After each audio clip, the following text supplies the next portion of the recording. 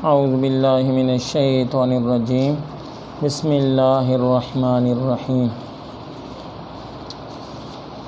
آج مورخہ 20 اگست اور پارہ نمبر 2 آیت نمبر 145 سورۃ بقرہ ہم شروع کر رہے ہیں۔ بسم اللہ الرحمن الرحیم۔ قد نری تقلب وجهك في السماء، قد نری تقلب وجهك في السماء، بے شک ہم نے آسمان کی طرف بار بار آپ کے چہرے کا پلٹنا دیکھ لیا۔ فَلَنُوَلِّيَنَّكَ قِبْلَةً تَرْضَاهَا، ہم ضرور آپ کو اس قبلے کی طرف پھیر دیں گے جس قبلہ پر اے نبی علیہ السلام آپ راضی ہو جائیں گے۔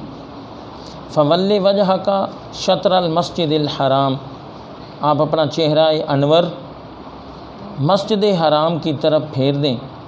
وَحَيْثُ مَا كُنْتُمْ، اور تم جہاں بھی ہو، فَوَلُّوا وُجُوهَكُمْ شَطْرَهُ، اپنے چہروں کو اسی کی طرف پھیرو۔ وَإِنَّ الَّذِينَ أُوتُوا الْكِتَابَ، بے شک وہ لوگ جن کو کتاب دی گئی، لَيَعْلَمُونَ أَنَّهُ الْحَقُّ مِنْ رَبِّهِمْ، وہ ضرور جانتے ہیں کہ یہ ان کے رب کی طرف سے حق ہے۔ وَمَا اللَّهُ بِغَافِلٍ عَمَّا تَعْمَلُونَ، اور اللہ تمہارے اعمال سے غافل نہیں ہے۔ یا یعملون، اللہ ان کے اعمال سے غافل نہیں ہے۔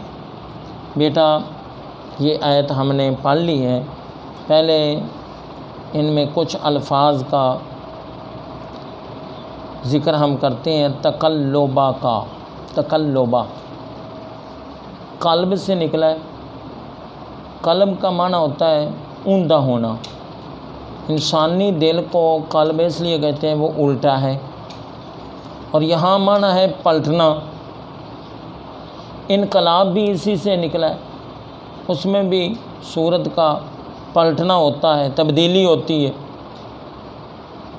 تو نبی پاک صلی اللہ علیہ وسلم ظہر یا عصر کی نماز بنو سلمہ کی مسجد میں، جو آج کل مسجد القبلتین کے نام سے مشہور ہے، میں ظہر یا عصر کی نماز پڑھا رہے تھے، اور کبھی سجدہ گاہ میں دیکھتے ہیں اور کبھی آسمان کی طرف دیکھتے ہیں، اور دل میں خواہش اور تمنا یہ تھی کاش کہ اللہ تعالیٰ کعبہ کو جو مکہ مکرمہ میں ہے ہمارا قبلہ بنا دے۔ تو 2 رکعتیں آپ نے بیت المقدس کی طرف، اور تیسری رکعت میں کھڑے ہوئے جبریل علیہ السلام یہ آیت لے کر آ گئے کہ آپ اپنا چہرہ مسجد حرام کی طرف پھیر لیں۔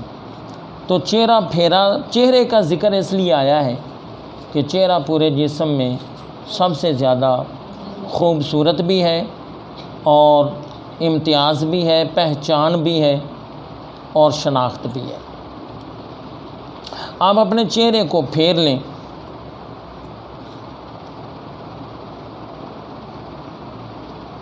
کس کی طرف پھیر لیں؟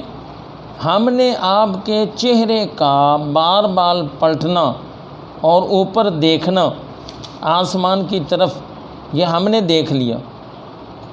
یہاں سے ایک بات تو یہ بھی ثابت ہو رہی کہ رب کی توجہ بار بار اپنے نبی کی طرف ہے۔ اللہ فرما رہا ہے نا، آپ کا بار بار آسمان کی طرف پلٹنا اور چہرے کا اوپر اٹھنا یہ ہم نے دیکھ لیا، یعنی ہماری توجہ میں ہو آپ، ہماری نگرانی میں ہو۔ فَلَنُوَلِّيَنَّكَ قِبْلَةً تَرْضَاهَا، فَلَنُوَلِّيَنَّكَ، اصل میں یہاں نُوَلِّيَنَّ یہ فعل ہے، جمع متکلم ہے نون ثقیلہ کے ساتھ۔ نون پہلے آ جائے تو وہ جمع متکلم کا صیغہ ہوتا ہے، فعل مصارع۔ ہم ضرور، ایک لام تاکید کا ہے، ایک نون ثقیلہ ہے، ضرور بر ضرور آپ کو اس قبلہ کی طرف پھیر دیں گے کہ ترضاہا، جس قبلے پر آپ راضی ہو جائیں۔ یہ جو کاف ہے یہ ضمیر مخاطب ہے۔ قبلۃً ترضاہا گرامر میں یہ مرکب توصیفی ہے، ایسا قبلہ جس پر آپ راضی ہو جائیں گے۔ تو قبلۃً جو ہے یہ موصوف ہے، اور ترضاہا یہ پورا جملہ فعلیہ بن کر اس کی صفت ہے، اور پھر یہ مفعول بنے گا نولینک، ایسے قبلے کی طرف ہم آپ کو پھیریں گے کہ آپ راضی ہو جائیں گے۔ فولی وجہ کا، یہ جو ولے لفظ ہے، فا ویسے آیا ہے، اصل لفظ ہے ولے، یہ امر کا صیغہ ہے، تو پھیر۔ ادبن ہم ترجمہ کرتے ہیں اے نبی آپ پھیر لیں، وجہ کا اپنا چہرہ۔ شطر المسجد الحرام، شطر کا معنی ہے کی طرف، اور مسجد الحرام مسجد حرام، یہ وہ مسجد شریف ہے جس کے درمیان میں خانہ کعبہ ہے۔ دنیا کی یہ واحد ایسی مسجد ہے جو مکعب کی صورت میں چاروں طرف ہی مسجد ہے، درمیان میں خانہ کعبہ شریف ہے، اور ارد گرد میں چاروں طرف ہی مسجد ہے۔ جب یہاں نماز پڑھی جاتی ہے نا، منظر بڑا عجیب ہوتا ہے، چاروں طرف سے صفیں ہیں، کیونکہ منہ تو کعبہ کی طرف کرنا ہے نا، خانہ کعبہ کی، تو وہ درمیان میں ہوتا ہے اور صفیں چاروں طرف سے ہوتی ہیں۔ دنیا میں ہر مسجد اس کی سمت اور طرف ایک ہے۔ مثلا ہم پاکستان میں مغرب کی طرف ہم اپنے چہرے اور منہ کر کے نماز پڑھتے ہیں، اور کئی ممالک ایسے ہوں گے کہ ان کی مشرق کی طرف یہ کعبہ ہوگا، کئی ایسے ہوں گے ان کی شمال کی طرف ہوگا، کئی ایسے ممالک جن کی جنوب کی طرف ہوگا۔ مگر یہ جو مسجد حرام ہے، یہاں نمازیں ہر طرف صفیں بنائی جاتی ہیں۔ کئیوں کے چہرے، ایک ہی مسجد ہے، کئیوں کے چہرے مشرق کی طرف ہوتے ہیں، کئیوں کے مغرب، کئیوں کے شمال، کئیوں کے جنوب کی طرف۔ مسجد حرام کی طرف آپ اپنا چہرہ پھیر لیں۔ وَحَيْثُمَا كُنْتُمْ، لو جی پہلے ایک نبی علیہ السلام کو حکم تھا، اب اجتماعی حکم آ گیا، تم جہاں بھی ہو، فَوَلُّوا وُجُوهَكُمْ، وہاں تھا ولے، یہاں آئے ولو، وہاں وجہ کا ہے، یہاں وجوہکم ہے، دونوں۔ فولو جو ہے، ولو یہ بھی امر کا صیغہ ہے مگر جمع کے لیے، جمع مذکر حاضر ہے، اور وجہ اس کی جمع ہے وجوہ، وہاں وجہ کا ہے، یہاں وجوہ کم ہے، چونکہ یہ جمع کا ہے تو اپنے چہروں کو پھیرو شطرہ اسی طرف۔ وَإِنَّ الَّذِينَ أُوتُوا الْكِتَابَ، بے شک وہ لوگ جن کو کتاب دی گئی، یہاں سے مراد یہودی اور عیسائی ہیں، جن کو قرآن کی اصطلاح میں اہل کتاب کہا جاتا ہے۔ یہودیوں کی کتاب تورات ہے اور عیسائیوں کی کتاب انجیل ہے۔ ان دونوں کو قرآن کی اس اصطلاح کے مطابق جن کو کتاب دی گئی ان کو اہل کتاب کہا جاتا ہے، اور یہاں لغوی معنی نہیں چلتا۔ لغوی معنی کے حوالے سے ہم مسلمان بھی اہل کتاب ہیں۔ اہل کتاب کا معنی کیا ہے؟ اہل کا معنی والا، اہل علم علم والا، اور اہل دولت دولت والا۔ اسی طرح اہل کتاب کتاب والا، تو کتاب تو ہمارے پاس بھی ہے، یعنی قرآن مجید مسلمانوں کی کتاب ہے، مگر اس لفظ اصطلاحی لحاظ سے ہم اہل کتاب میں شامل نہیں ہیں۔ اہل کتاب سے مراد جو اصطلاحاً مستعمل ہے وہ یہودیوں اور عیسائیوں کی۔ بے شک وہ لوگ جن کو کتاب دی گئی، اتو یہ ماضی ہے مجہول اور کتاب اس کا مفعول ہے۔ لیعلمون، وہ ضرور جانتے ہیں۔ یہاں اللہ کریم نے صرف یعلمون نہیں فرمایا، لیعلمون، وہ ضرور جانتے ہیں۔ ایک تو لام تاکید کا آیا، پھر آگے بھی ایک لفظ تاکید کا استعمال فرمایا، انا، بے شک ہو وہ۔ یہ جو ہو ضمیر ہے اس کا مرجع تحویل قبلہ ہے، قبلے کا بدلنا۔ اللہ فرماتا ہے یہ اہل کتاب جو ہیں یہودی اور عیسائی، یہ ضرور اس چیز کو جانتے ہیں کہ یہ تحویل قبلہ الحق کو حق ہے۔ ان کی کتابوں میں لکھا ہوا ہے کہ وہ آخر الزمان نبی جو ہے وہ امام القبلتین ہوگا، یعنی دو قبلوں والا امام ہو۔ وہ مسجد القبلتین اور نبی علیہ السلام امام القبلتین۔ عجیب بات ہے نا بیٹا کہ آپ اندازہ لگائیں کہ ہمارے قرآن مجید نے بتایا ہے کہ حضرت عیسیٰ علیہ السلام قیامت کی نشانیوں میں سے ایک نشانی ہے۔ کیا مطلب؟ یعنی قرب قیامت آپ زمین پر تشریف لائیں گے۔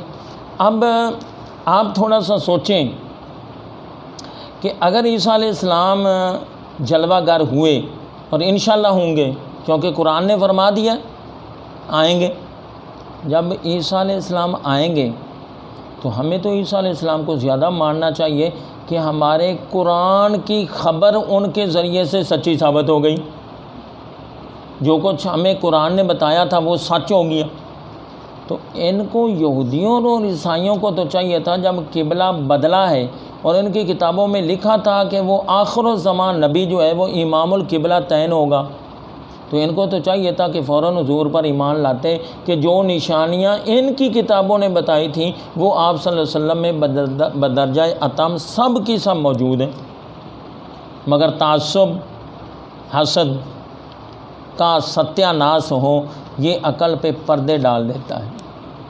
تو فرمایا کہ یہ جن کو کتاب دی گئی وہ ضرور اس بات کو جانتے ہیں، اس تحویل قبلہ کو، کہ انہ الحق کو، یہ بے شک یہ سچ بھی ہے اور حق بھی۔ من ربہم، ان کے رب کی طرف سے۔ یہ قبلے کا بدلنا نبی کی اپنے اختیار سے نہیں ہوا، رب کے حکم سے ہوا ہے۔ من ربہم، جب رب کے حکم سے ہوا ہے تو اب کس میں مجال ہے کہ وہ رب کے حکم میں نکتہ چینیاں کریں، بلکہ آمنا و صدقنا ہونا چاہیے تھا۔ وما اللہ بغافل عما یعملون، اور اللہ تعالیٰ نہیں ہے غافل اس سے جو کچھ وہ عمل کر رہے ہیں۔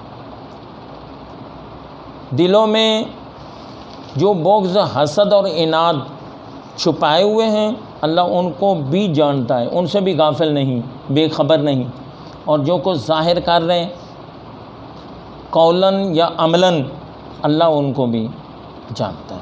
لو جی، ایک آیت کا الفاظ، معانی اور ترجمہ ہم نے آپ کو سنایا اور آپ نے سنا۔ یہاں ایک لفظ آیا ہے فَلَنُوَلِّيَنَّكَ قِبْلَةً تَرْضَاهَا، کہ اے نبی علیہ السلام ہم آپ کو ایسے قبلے کی طرف پھیریں گے کہ جس پر آپ راضی ہو جائیں گے۔ اعلیٰ حضرت امام العشاق احمد رضا خان بریلوی رحمۃ اللہ علیہ نے اپنے نعتیہ کلام میں ایک یہ بھی لکھا ہے، خدا کی رضا چاہتے ہیں دو عالم اور خدا چاہتا ہے رضائے محمد صلی اللہ علیہ وسلم۔ تماشا تو دیکھو جہنم کی آتش، جلائے خدا اور بجھائے محمد۔ تعجب کی جا ہے کہ فردوس اعلیٰ بنائے خدا اور بسائے محمد صلی اللہ علیہ وآلہ وسلم۔ اب میں آپ کو 2-3 اور آیات پڑھ کر سناؤں گا، جن میں یہی آئے گا کہ رب اپنے محبوب کی رضا چاہتا ہے اور چاہتا ہے کہ میرا محبوب اور میرا نبی راضی ہو جائے۔ مثلا پہلی یہی ہے فَلَنُوَلِّيَنَّكَ قِبْلَةً تَرْضَاهَا، چونکہ مکہ مکرمہ میں مسجد الحرام کے درمیان میں خانہ کعبہ کی طرف منہ کر کے نماز پڑھنا حضور کی خواہش تھی، آپ کی رضا تھی، آپ کی تمنا تھی، اس لیے اللہ نے یہ فرمایا ایسے قبلے کی طرف ہم آپ کو پھیر دیں گے کہ جس قبلے پر اے نبی آپ راضی ہو جائیں۔ ٹھیک ہے، ایک تو یہ آیت ہو گئی۔ دوسری آیت آپ سماعت کریں۔ اللہ تبارک و تعالیٰ یہ جو آیت ہے جو ابھی ہم نے پڑھی سورۃ بقرہ آیت نمبر 144 ہے، ہاں جی، ہاں 45، اور اب جو میں پڑھ رہا ہوں آیت سورۃ طٰہٰ اور آیت نمبر 130 ہے، سنیے۔ بسم اللہ الرحمن الرحیم وَمِنْ آنَاءِ اللَّيْلِ فَسَبِّحْ وَأَطْرَافَ النَّهَارِ فَسَبِّحْ أَطْرَافَ النَّهَارِ لَعَلَّكَ تَرْضَىٰ، کہ اے محبوب علیہ السلام رات کے مختلف حصوں میں اور دن کے 2 کونوں میں آپ اپنے رب کی تسبیح کریں تاکہ آپ راضی ہو جائیں۔ پھر سنیے ذرا ترجمہ۔ وَمِنْ آنَاءِ اللَّيْلِ فَسَبِّحْ وَأَطْرَافِ النَّهَارِ، رات کے مختلف حصوں میں، رات کے مختلف حصوں سے مراد بالخصوص تہجد کا وقت، پچھلی رات کا وقت۔ رسول اللہ صلی اللہ علیہ وسلم پر یہ نماز تہجد کی فرض تھی، تو رات کے حصوں میں اور دن کے 2 کونوں میں، جی دن کے کونوں سے مراد صبح اور شام، ان میں اے نبی تو تسبیح کر۔ ایک تو مطلب یہ ہے کہ صبح کا جو کونا ہے اس میں فجر کی نماز، اور شام کے کونے سے مراد عصر اور مغرب کی نماز، اور وہ جو فرمایا رات کے مختلف حصے میں اس سے مراد پھر عشاء کی نماز اور نماز تہجد۔ تو ان میں آپ تسبیح اے نبی کریں لعلک ترضیٰ، تاکہ آپ راضی ہو جائیں۔ آپ ماشاءاللہ سمجھدار بیٹھے ہیں، اب تسبیح کس کی کرنی، نماز کس کی پڑھنی، ذکر اور تلاوت کس اللہ کے کرنا ہے۔ تو چاہیے تو یوں تھا قرآن مجید میں آتا کہ اے نبی علیہ السلام آپ رات کے مختلف حصوں میں اور دن کے کونوں میں، اطراف میں آپ اللہ کی تسبیح کریں تاکہ رب آپ پر راضی ہو جائے۔ یہ تھا اصل جو صحیح مفہوم بنتا، مگر قرآن فرما رہا ہے لعلک ترضیٰ۔ یہ کیا ہوا؟ نماز رب کی پڑھنی، تسبیح اس کی کرنی، تو جس کی نماز پڑھنی، جس کی تسبیح کرنی، راضی تو اس نے ہونا چاہیے تھا۔ قرآن فرما رہا ہے لعلک ترضیٰ، کہ آپ راضی ہو جائیں۔ تو بیٹا اس کے علماء نے چند مفہوم بتائے ہیں، خاص طور پر تبیان القرآن والوں نے بڑی پیاری بات لکھی، فرماتے ہیں کہ جب اے محبوب علیہ السلام آپ ان مختلف دن اور رات کے حصوں میں جب اللہ تبارک و تعالیٰ کی تسبیح کریں گے، نماز پڑھیں گے، تلاوت کریں گے، اس کا ذکر کریں گے نا، تو اللہ آپ پر راضی ہو جائے گا۔ جب رب آپ پر راضی ہو گیا تو آپ بھی راضی ہو جائیں گے۔ ٹھیک ہے، دوسرا مفہوم یہ جو دن اور رات کے مختلف حصوں میں آپ تسبیح کریں گے، ذکر کریں گے، نمازیں پڑھیں گے، اس کا کل رب کائنات آپ کو اتنا اجر، اتنی بلندی اور اتنا اونچا مقام عطا فرمائے گا کہ اے محبوب آپ راضی ہو جائیں گے، صرف آخرت میں نہیں بلکہ دنیا میں بھی۔ اور یہاں سے اشارتاً ہمارے لیے بھی سبق ہے کہ ہم اللہ کی عبادت اور ریاضت جتنی زیادہ کریں گے اتنا رب کائنات اتنا نوازے گا کہ بندے کو راضی کر دیں۔ خدا بندے سے خود پوچھے بتا تیری رضا کیا ہے۔ تو یہ دوسری آیت ہے۔ تیسری آیت آپ سنیں، والا سوف یعطیک ربک فترضی، سورۃ والضحیٰ آخری 30واں پارہ اور آیت نمبر 5۔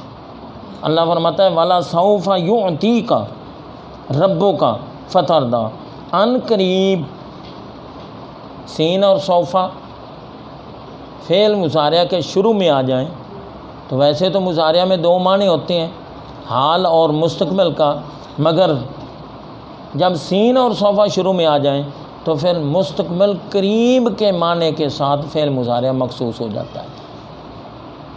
یہاں سوفا آ گیا ہے، والا سوفا یعطیک، ان قریب آپ کو آپ کا رب اتنا دے گا فترضی کہ آپ راضی ہو جائیں۔ اب اسی آیت میں ذرا محبت رسول کی خوشبو آپ دیکھیں کتنی ہے۔ ایک تو یعطی،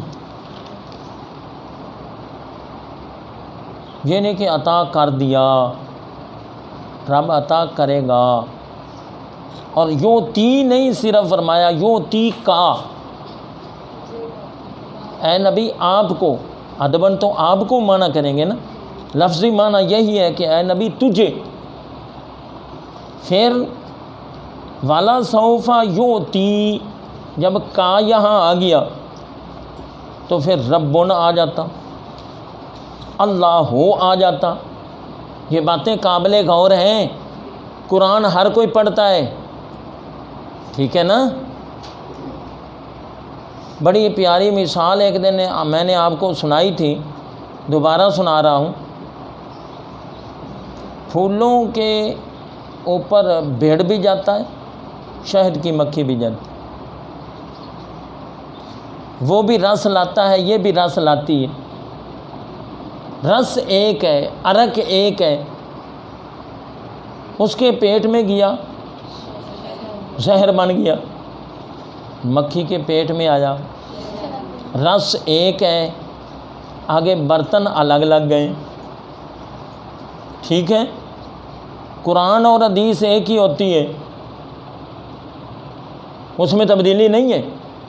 یہی قرآن اور حدیث کئی پڑھتے ہیں، جی یہ کیسے ہے، جی یہ ایسے کیوں ہے، جی اس سے یہ ثابت ہوا، ان کو وہ نہیں ہے، یہ نہیں ہے، نکتے چینیاں، نقص، اعتراضات۔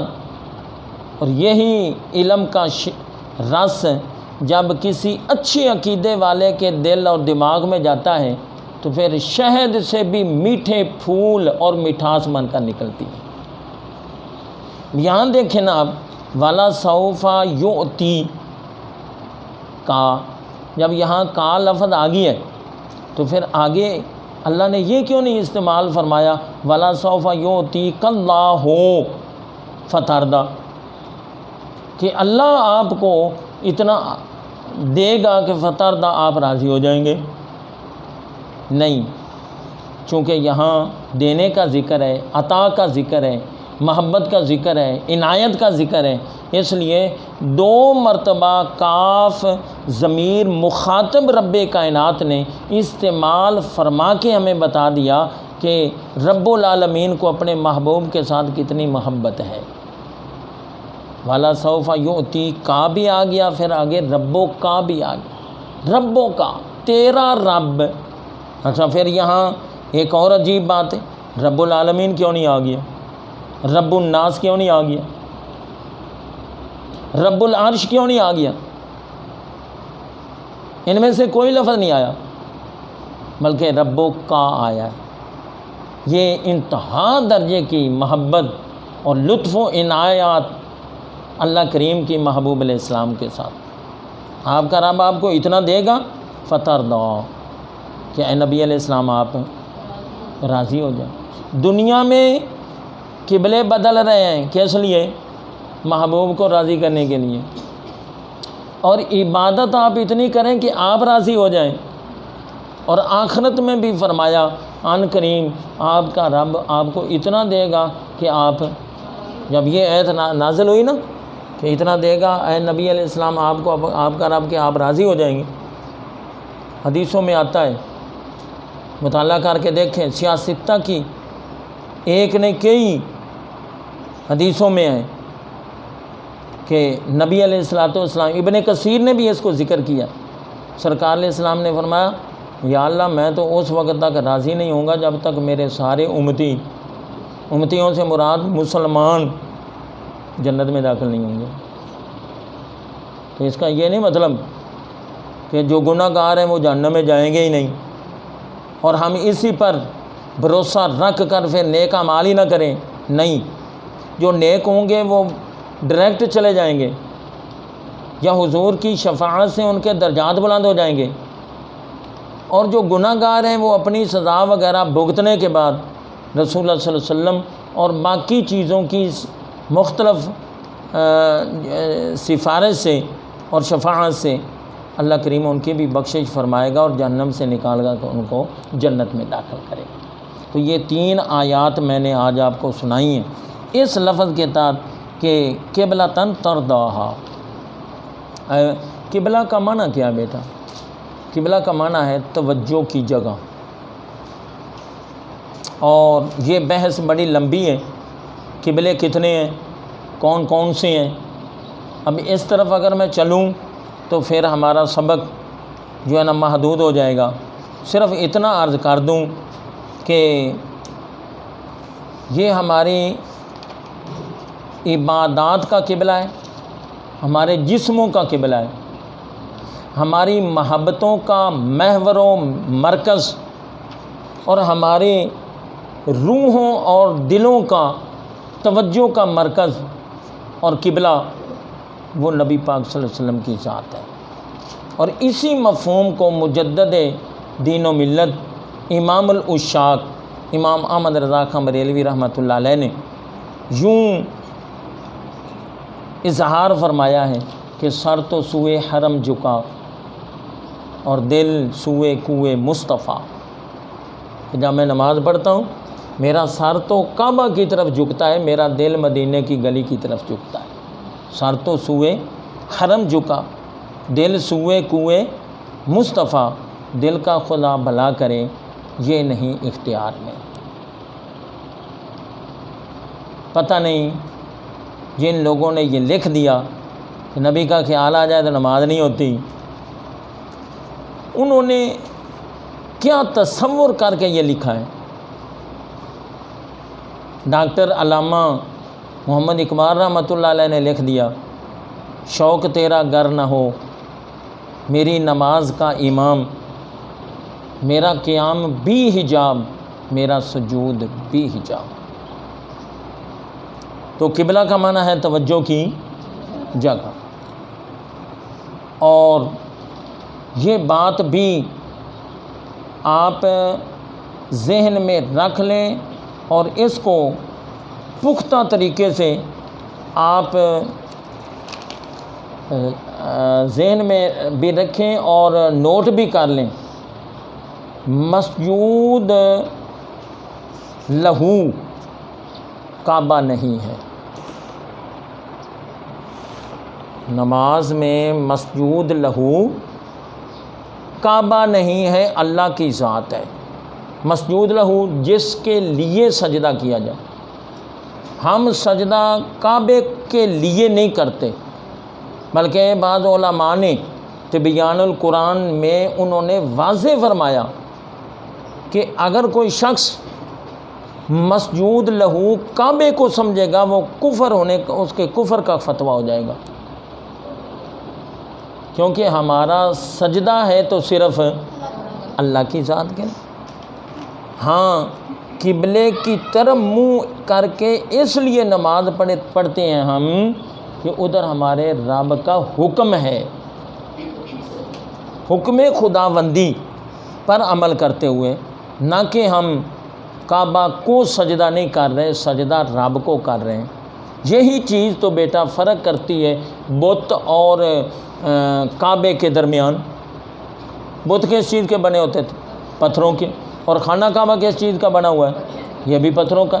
یہ کیا ہوا کہ مشرک پتھر کو سامنے رکھے تو وہ مشرک ہویا، گناہ گار ہویا، اور مسلمان اس پتھروں کے بنے ہوئے خانہ کعبہ کی طرف منہ کر کے نماز پڑھے تو یہ نیک بھی ہو گیا اور اجر بھی ہو گیا۔ وہ بھی پتھر سامنے، یہ بھی پتھر سامنے، بیٹا فرق کرنے والی یہ چیز ہے، وہ بت کو سجدہ کر رہا ہے، ہم اس کعبے کو سجدہ نہیں کر رہے۔ یہ فرق ذہن میں رکھ لیں عمر پر، کعبے کو نہیں سجدہ کر رہے بلکہ ہم بولیے اللہ کو سجدہ کر رہے۔ کعبے کی طرف منہ کرنے کا اس کا حکم ہے، اس لیے ہم کعبے کی طرف منہ کر رہے ہیں۔ ہمارے نیت اور ارادے میں قطعی طور پر یہ نہیں ہے کہ ہم خانہ کعبہ کو سجدہ کر رہے ہیں، خانہ کعبہ کی طرف منہ کر کے سجدہ کر رہے ہیں۔ سجدہ اللہ کی ذات کو ہے، مسجود لہو رب کی ذات ہے، نہ کہ خانہ کعبہ ہے۔ اچھا، اب ایک مسئلہ اور آپ کو میں بتا رہا ہوں، اس کو بھی ذرا توجہ سے آپ نے سننا ہے۔ میں نے ابھی آپ کو بتایا ہے کہ مسجد حرام شریف کے چاروں طرف یہ مسجد ہے اور درمیان میں خالی جگہ ہے جس کو مطاف کہتے ہیں، طواف کی جگہ۔ یہاں درمیان میں جو ہے نا خانہ کعبہ ہے۔ اب 3 قسم کے لوگ ہیں۔ ایک وہ خوش نصیب جو مسجد حرام کے اندر نماز پڑھ رہے ہیں، مسجد حرام شریف کے اندر نماز پڑھ رہے ہیں، ان کے لیے یہ مسئلہ ہے کہ نماز کے اندر عین قبلہ کی طرف ہوں، ان کا چہرہ بالکل خانہ کعبے کی طرف ہو، جو مسجد حرام کے اندر نماز پڑھ رہے ہیں۔ اب جو اہل مکہ ہیں یا اہل حرم ہیں، مکے میں رہنے والے یا حرم شریف میں رہنے والے، مسجد حرام میں نہیں نماز پڑھ رہے، مکے شہر کی کسی دکان، مکان یا کسی اور مسجد میں یا کھلے میدان میں یا حرم کی حدود میں سے کسی جگہ میں اگر نماز پڑھیں، کیونکہ سارا مکہ بھی تو حرم کے اندر ہی ہے نا، تو ان کے لیے ضروری ہے کہ ان کا چہرہ مسجد حرام کے بالکل سیدھ میں ہو۔ 2 میں نے آپ کو بتا دیے، ایک وہ نمازی جو مسجد حرام کے اندر نماز پڑھ رہے ہیں، ان کا چہرہ بالکل خانہ کعبہ کے سامنے ہو۔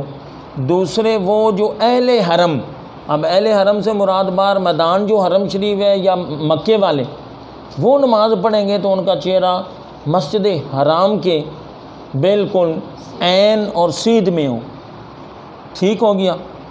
اب حرم شریف سے جو باہر ہیں، خواہ عرب والے ہوں یا عجم والے ہوں، ہم عجم والے ہیں نا، تو ہمارے لیے حرم شریف کی طرف پورے عرب والے جو ہیں نا، ان کا چہرہ نماز کے اندر حرم شریف کی طرف ہو، اور جو غیر عرب ہیں، اب اس میں باقی سارے ممالک، پاکستان ہے، ہندوستان ہے، جہاں جہاں بھی مسلمان ہیں، جہاں بھی، ان کے لیے یہ ہے کہ وہ نماز پڑھتے ہوئے ان کا چہرہ جو ہے وہ کعبے کی سمت کی طرف ہو. یعنی ہمارے ہاں مغرب کی طرف ہے نا، بولیے، تو ہمارا چہرہ جو ہے وہ مغرب کی طرف ہونا چاہیے نماز کے وقت. اب یہ ضروری نہیں کہ یہاں پاکستان میں جو نماز پڑھ رہا ہے اس کا سینہ اور قبلہ بالکل خانہ کعبے کے سامنے ہو، یہ یہاں ضروری نہیں، بس اس سمت کی طرف ہو، اس جانب ہو. ٹھیک ہے، تو یہ 3 مسئلے ذہن میں آپ رکھ لیں. اور اب ہم اگلی آیت کی طرف چلتے ہیں، اگر ہمیں ٹائم اجازت دیتا ہے تو. ابھی ہے ٹائم. اللہ کریم فرماتا ہے وَلَنْ آتَيْتَ الَّذِينَ أُوتُوا الْكِتَابَ، وَلَنْ اور اگر آتَيْتَ الَّذِينَ أُوتُوا الْكِتَابَ بِكُلِّ آیَةٍ، اگر آپ اہل کتاب کو ہر قسم کی نشانی بھی دے دیں، ما تَبِعُوا قِبْلَتَکَ، وہ تیرے قبلے کی پھر بھی پیروی نہیں کریں گے.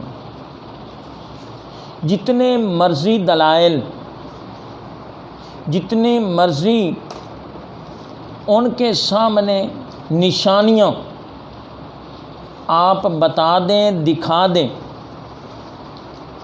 اے نبی علیہ السلام آپ کے قبلے کی وہ پیروی پھر بھی، آپ کے قبلے کی طرف منہ کر کے پھر بھی وہ نمازیں نہیں ادا.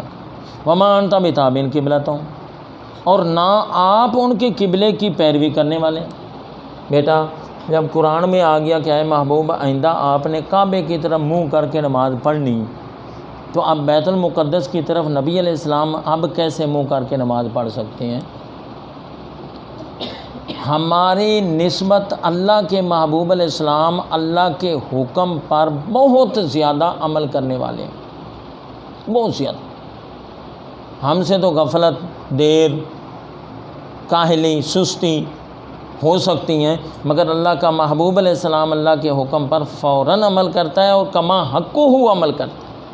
اس لیے فرمایا آپ ان کے قبلے کی پیروی نہیں کرنے والے. وما بعضهم بتابع قبلۃ بعض، اور نہ ان میں سے بعض کے قبلے کی پیروی کرنے والے. کل میں نے آپ کو بتایا تھا کہ یہودی بیت المقدس کی مغربی طرف اور عیسائی بیت المقدس کی مشرقی طرف اپنے سمت کو قبلہ سمجھتے ہیں. اب یہودی جو ہیں وہ مشرقی طرف کو اور عیسائی جو ہیں وہ مغربی طرف کو اپنا قبلہ نہیں بنائیں گے. قرآن فرما رہا ہے ان میں سے بعض کے قبلے کی پیروی نہیں کر سکتے. وَلَا إِنِ اتَّبَعْتَ أَهْوَاءَهُمْ، اے نبی صلی اللہ علیہ وسلم آپ ان کی خواہشات کی اگر پیروی کر لیں گے، مِن بَعْدِ مَا جَاءَكَ مِنَ الْعِلْمِ، بعد اس کے کہ آپ کے پاس علم آ چکا، وحی آ چکی، اللہ کا حکم آ چکا کہ اب آپ نے مسجد حرام کی طرف ہی منہ کرنا ہے، حکم آ گیا ہے، آرڈر آ گیا ہے. تو اس کے باوجود اگر آپ ان کی خواہشات کی پیروی، یہودیوں اور عیسائیوں کی خواہشات کی پیروی کریں گے، اِنَّكَ إِذًا لَّمِنَ الظَّالِمِينَ، تو آپ اس وقت ظالموں میں سے ہو جائیں گے. توجہ کے ساتھ یہ آیت سننی ہے. پہلی بات تو یہ بیٹا کہ یہ صاحب تفسیر جلالین، صاحب نہیں بلکہ صاحبین، یہ خود ان کے حاشیے میں لکھا گیا ہے، الخطاب فی الظاہر للنبی صلی اللہ علیہ وسلم والمراد امتہ، کہ ظاہری طور پر اس آیت کے آخر میں خطاب نبی علیہ السلام کو ہے، مراد آپ کی امت ہے. اور یہ میں نے آپ کو ایک دفعہ نہیں کئی مرتبہ بتایا ہے کہ ظاہری طور پر بات کسی اور سے کی جائے، مراد کوئی اور ہو، اس کو تعریض کہتے ہیں. شاباش، کیا کہتے ہیں؟ تعریض. ایسی یہ ایک آیت نہیں، قرآن مجید میں بے شمار ایسی آیات ہیں کہ اللہ کریم نے ظاہری طور پر اپنے نبی علیہ السلام کو فرمایا ہے، مگر حقیقت میں اس سے مراد. مثلا ایک دو میں جلدی سے آپ کو پیش کر دیتا ہوں. قرآن مجید کی ایک آیت ہے 29واں پارہ، اللہ فرماتا ہے نبی علیہ السلام اپنے کپڑے کو پاک رکھ۔ کیا کہو گے؟ نبی علیہ السلام کے کپڑے پاک نہ تھے؟ اللہ فرما رہا ہے کبھی ایسا تصور بھی ہم نہیں کر سکتے۔ تو مراد سے ایک اور آیت ہے کہ اے نبی آپ بت سے الگ رہیں، بت سے کیا کہو گے؟ سوچنے والی بات ہے نا، کیا کہو گے؟ معاذ اللہ ثم معاذ اللہ کہ آپ کا رجحان اس طرف تھا، اللہ نے منع کیا اس لیے سوال ہی پیدا نہیں ہوا۔ آپ تو بتوں کی بیک کنی کرنے کے لیے دنیا میں تشریف لائے، بت شکن بن کر آئے ہیں،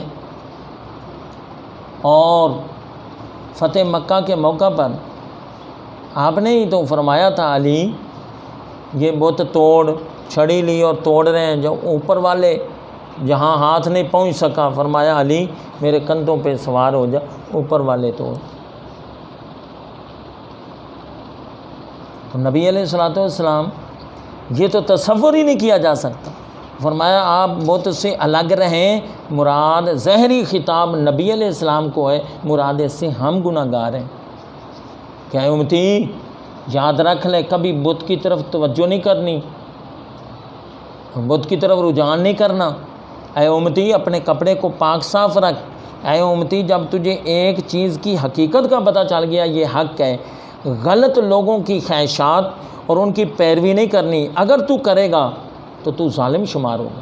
یہ ہے اس آیت کا مفہوم۔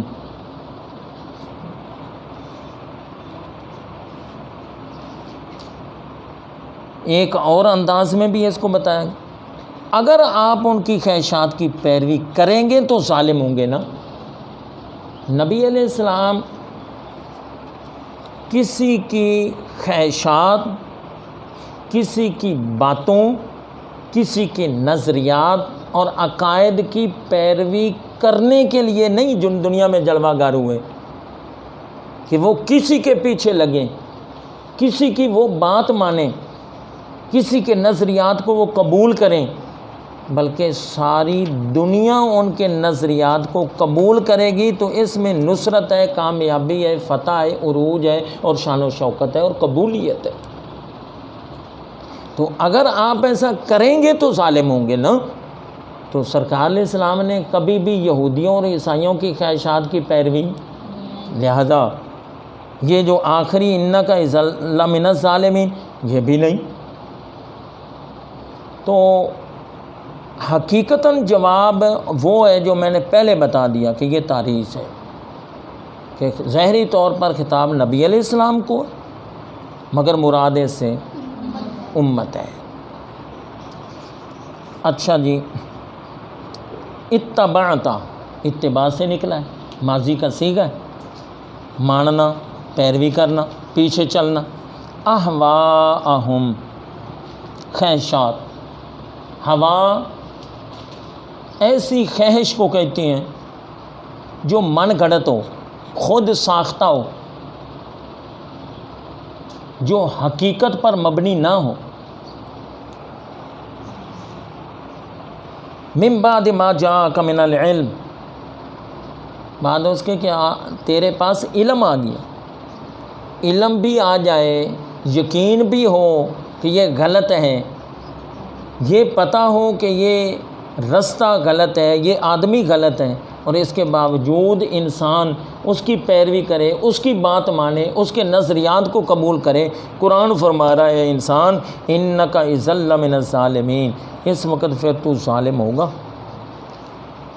جاننے کے باوجود، علم کے باوجود۔ لو بیٹا آج ہم نے 2 آیات پڑھی ہیں، اور دعا کرو اللہ تبارک و تعالی قرآن پاک ہم سب کو صحیح پڑھنے، سمجھنے اور اس پر عمل پیرا ہونے کی توفیق عطا فرمائے۔ بسم اللہ الرحمن الرحیم، اللہم صلی علی سیدنا و مولانا محمد وعلی آل سیدنا و مولانا محمد و بارک وسلم علیہ۔ الحمدللہ رب العالمین، الصلاۃ والسلام علی رسولہ الکریم وعلی آلہ وصحابہ وبارک وسلم۔ یا ربنا یا ربنا یا ربنا یا رب العالمین۔ یا اللہ تیری مقدس اور محترم اور تیری بہت پیاری لا ریب کتاب کی ہم اپنی وسعت، اپنی عقل، اپنے علم کے مطابق مولا کریم یہ درس قرآن کا سلسلہ شروع کیا ہوا ہے، کر رہے ہیں، کرتے رہیں گے۔ یا اللہ اس خدمت کو قبول فرما لے، ان بچوں کے ذوق میں، شوق میں اور ان کے بخت میں برکتیں، رحمتیں عطا فرما دے۔ یا اللہ جو بیمار ہیں انہیں شفا عطا فرما دے۔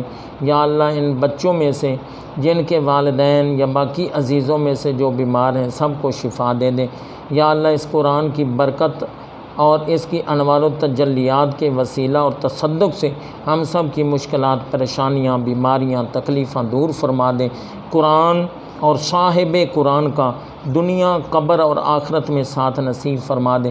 ادب کی اور تعظیم کی دولت عطا فرما، بے ادبی، گستاخی سے بچا۔ قرآن و حدیث میں مولا کریم زیادہ سے زیادہ ہمیں اپنے علمی موتی حاصل کرنے کی اور ان پر عمل پیرا ہونے کی توفیق عطا فرما۔ ان بچوں کے ذوق میں اور ان کے شرح صدر میں، صدور میں یا اللہ برکتیں، رحمتیں عطا فرما۔ اس قرآن پاک کے وسیلہ پوری امت مصطفیٰ صلی اللہ علیہ وسلم پر رحمت اور فضل و کرم عطا فرما۔ سب کو کامیابی نصیب فرما، اتفاق و اتحاد نصیب فرما۔ ہمارے پیارے ملک پاکستان کو یا اللہ امن و سلامتی کا گہوارہ بنا دے۔ اندرونی بیرونی خدشات و خطرات سے یا اللہ محفوظ و مامون فرما دے۔ یا اللہ اس کی سرحدوں کی اپنی رحمت سے حفاظت عطا فرما دے۔ اسلام کا بول بالا فرما، کفر کا مقابلہ فرما۔ یا اللہ ہمیں اچھی صورتیں عطا فرمائیں، اچھی سیرتیں اور کردار بھی اچھا عطا فرما دے۔ ایسی زندگی عطا فرما، ایسی عزت عطا فرما، دنیا میں، قبر میں، آخرت میں عزت و ادب و احترام اور شان و شوکت عطا فرما۔ زندہ رکھ اسلام پر، موت دے ایمان پر۔